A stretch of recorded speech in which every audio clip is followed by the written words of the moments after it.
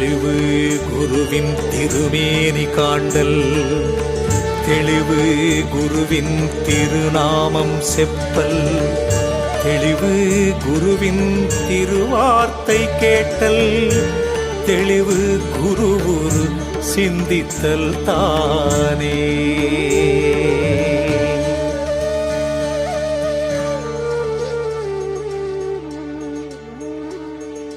கற்றாரை கரை சேர்க்கும் திருமந்திரம், கல்லார்க்கு துணை செய்யும் சிவமந்திரம். நம சிவாய, நம சிவாய, நம சிவாய. கற்றாரை கரை சேர்க்கும் திருமந்திரம், கல்